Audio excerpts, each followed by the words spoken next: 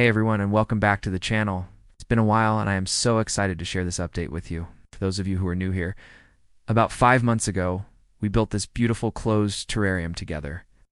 We picked out the jar, layered the substrate, chose our plants, and sealed it up, creating a tiny, self-sustaining world. The big question has always been, what would it look like after several months? Well, today's the day we find out. Let's take a deep dive into this 5-month-old ecosystem and see what's changed, what's thrived, and what surprises are waiting for us inside.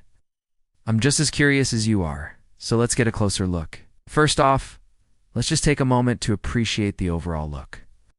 From a distance, it looks so lush and green. The growth has been incredible. Remember how small everything was when we first planted it?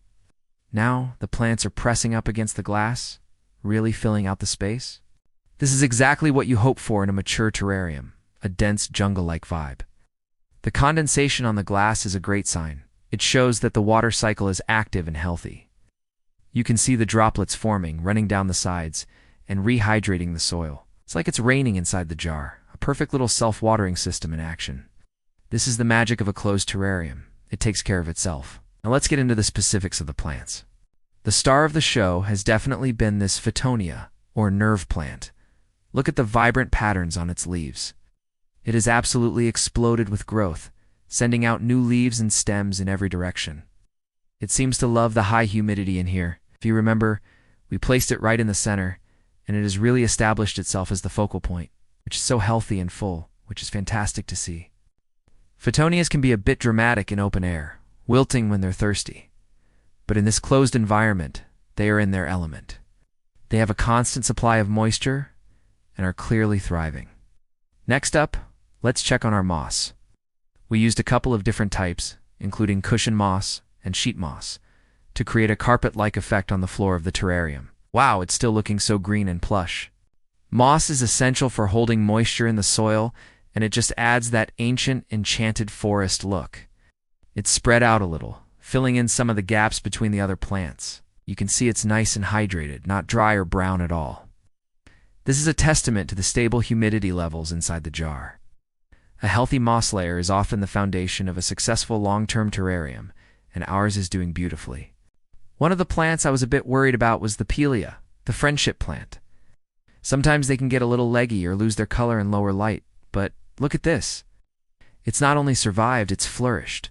You can see it's grown taller and has put out so many new textured leaves. It's reaching for the light, which is natural, but it hasn't become weak or sparse. It's found a nice little pocket for itself over on the side and seems to be coexisting really well with the Fittonia. The two of them are creating this wonderful, dense canopy of foliage. I'm really pleased with how well it's adapted to life inside the jar. Now let's talk about the unsung heroes of this little ecosystem, the cleanup crew. When we set this up, we introduced a colony of They are tiny little arthropods that are essential for a healthy, mold-free terrarium. Their job is to eat any decaying organic matter, like dropped leaves or dying roots, and break it down into nutrients for the plants. And they have been busy. We look closely at the soil level. You can sometimes see them moving around. The fact that this terrarium has virtually no mold after 5 months is all thanks to these little guys. They are the janitors of our miniature world, working 24/7 to keep everything clean and balanced. It's a perfect example of a bioactive ecosystem.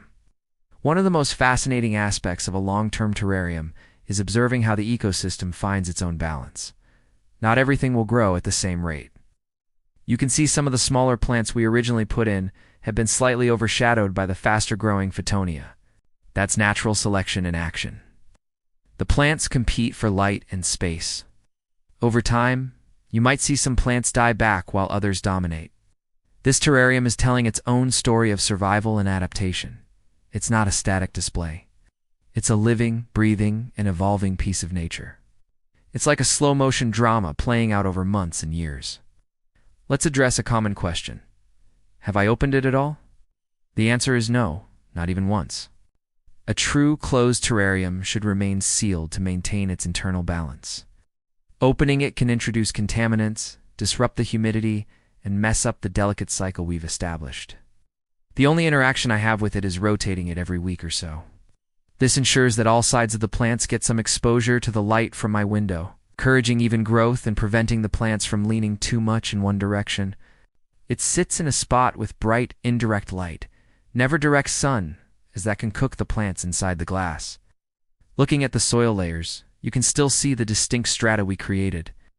At the bottom, we have our drainage layer of leca, which prevents the soil from becoming waterlogged. Above that is the substrate barrier, then our activated charcoal to keep the water and soil fresh.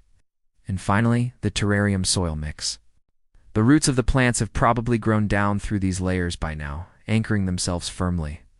The soil looks dark and rich, which indicates it's healthy and full of nutrients, thanks in part to the work of our springtails. Everything is functioning just as we designed it to. So what's next for this terrarium?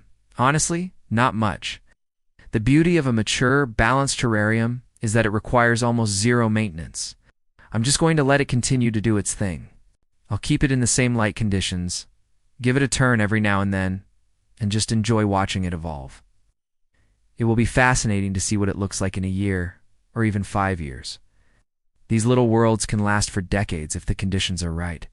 It's a living piece of art that changes every day. I'll definitely keep you updated with another check-in down the road. For anyone who was inspired to build their own terrarium after our first video, I hope yours is doing just as well. Such a rewarding project. Seeing this little ecosystem thrive on its own is incredibly satisfying. It's a wonderful way to bring a piece of nature indoors, especially if you don't have a lot of space or time for high-maintenance plants. The initial setup is the main effort, and after that, you get to sit back and watch the magic happen. Thank you so much for joining me on this 5-month update. It's been a huge success, and I'm so happy with how this little world has turned out. If you enjoyed this video, please give it a thumbs up and consider subscribing for more plant-related content. Let me know in the comments how your own terrariums are doing. Thanks for watching, and I'll see you in the next one.